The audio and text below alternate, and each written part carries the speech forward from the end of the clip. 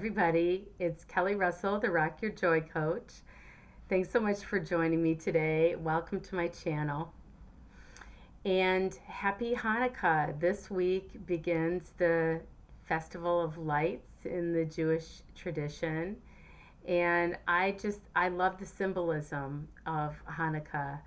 You know, the idea that in the second century BC, that a temple that had been taken over by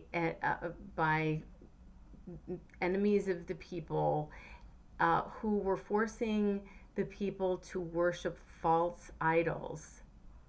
And then the temple, was reclaimed, and the celebration of Hanukkah is that the rededication of the temple that was to take place. There was only enough oil left after this, this reclamation for one night to light the temple, and yet that oil miraculously kept the light lit for 8 days and nights until a new batch of oil could be purified through ritual and be made available. And so that to me, that is full of symbolism, and it's related to lesson 61 of the Course in Miracles. I am the light of the world. So the idea that the temple, right, if we think of ourselves as the temple, and that we know that the truth of us is the light, and as this lesson says, we are the light of the world. But if we think of ourselves as the temple, and the temple has been temporarily taken over by this so-called enemy that's not even real, but is the ego mind. The enemy is fear. And again, fear doesn't even exist, as A Course in Miracles says, that what is all encompassing can have no opposite. So if fear is the opposite of love, it doesn't exist. But in our minds it does. And if we allow it to, it can take over the temple of our mind, and it can cause us to worship the false idols of fear and of the body and of the world and the things of the world and the events that appear to happen and the scary stuff and the special relationships and money and bodies and disease and pandemics and warfare and battles and all kind, trauma and abuse and all, whatever it is that is of this world, that we put our faith in, and we invest our money and our time and our energy and our just even our thoughts, our thought system, really, our minds in. Whatever we are investing our minds in that is not aligned with the truth of who we are, that's not aligned with the light of our own divinity, our own perfection, and our own extensions as of God. That's really who we are. And so the symbolism of Hanukkah to me is seeing ourselves in that way, as we are the temple and we are also the light, and not allowing our minds to be taken over, and not making ourselves worship the false idols of the world, meaning investing our belief in making the world real, but rather reclaiming this temple of our minds and lighting that light with our faith of what we know the truth of ourselves to be, and that our faith keeps that light burning day after day and night after night. And we know that as that light is lit in our minds, and as we keep that light lit in our minds, that we are the light of the world. We are able to remember that truth. And it's not arrogant to say, I'm the light of the world. Jesus is quoted in the Bible as saying, as being the light of the world, and saying, I am the light of the world. Actually, in A Course in Miracles, there's a lesson 61, that says, I am the light of the world. And it says right in that lesson that the world would have us think that this is a glorification or an arrogant statement. Because, and it would be, if we were talking about the small local I, like, I am the light of the world, but you're not, then perhaps. But we're not talking about I in the small sense of one person or a body. We're talking about the I, and Jesus is talking about I, meaning the sonship, the entire extension of God that is the Son of God, that is all of us and includes everyone and excludes no one. And that it is our carrying that light and being in the world where we think we are, that we are literally the light that lights the world. And that we are, Course in Miracles talks about in lesson 61 that we are, it says, I am the light of the world. That is my only function. That is why I'm here. Boom. There's nothing else for us to be except the light of the world. And so how do we keep that light lit, that lamp lit in our minds? The way that we keep that lamp lit in our minds is, and by remembering who we are, is by remembering who our brothers are. And how do we remember who our brothers are?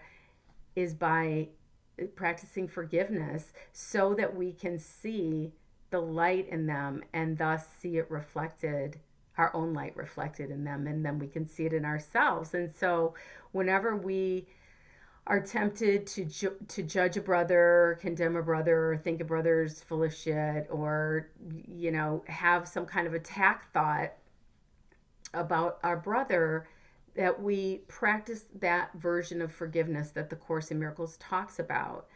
I'm forgiving you because there's nothing to forgive. I'm remembering what the truth is, which is that I'm just projecting my unconscious guilt over believing that I separated from God here. So I forgive you. I remember that I'm dreaming an illusion that the ego mind made up, and I forgive myself for dreaming this illusion.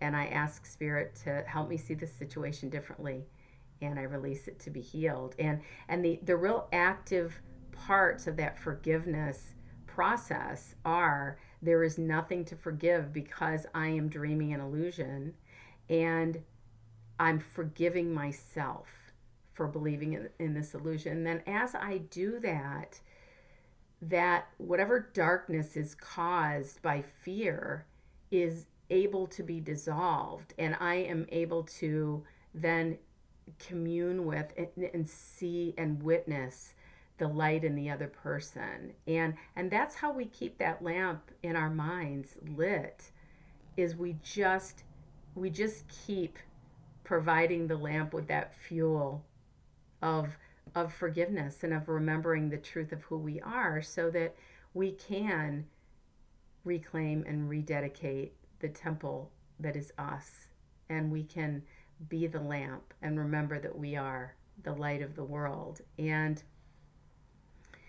the last line of this lesson I just love.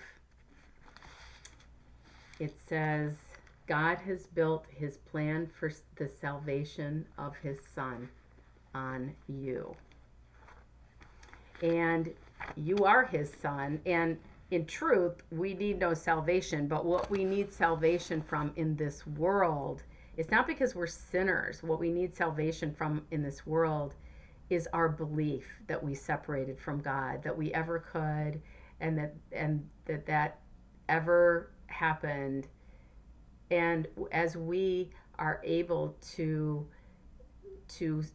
be the salvation of our brother by forgiving our brother for what he hasn't done, so that we tell our brother in our minds that he is not guilty. We tell our brother in our minds that he is innocent every time we practice forgiveness. Then we tell ourselves that as well, that we are not guilty, that we are innocent. And that is how we get home.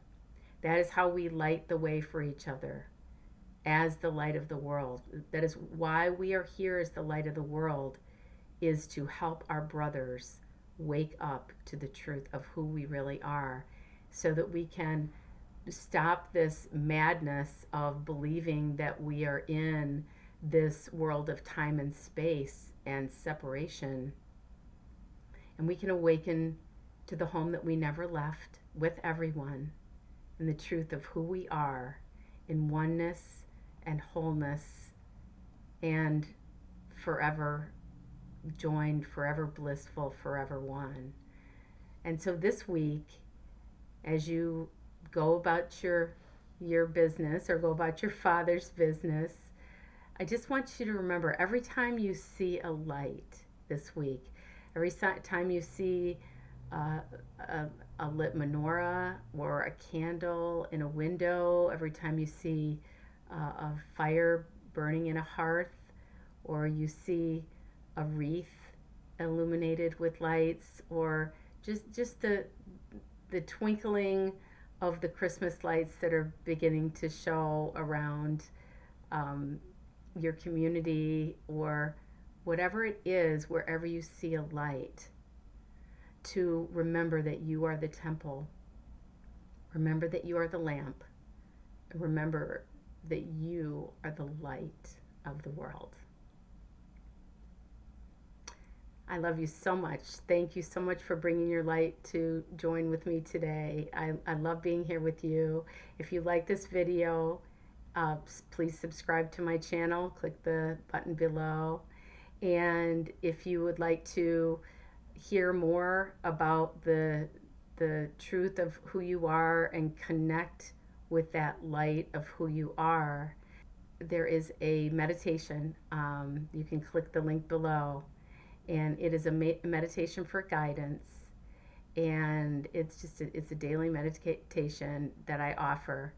And as you do it, part of that meditation is that you step into the light and you commune with God.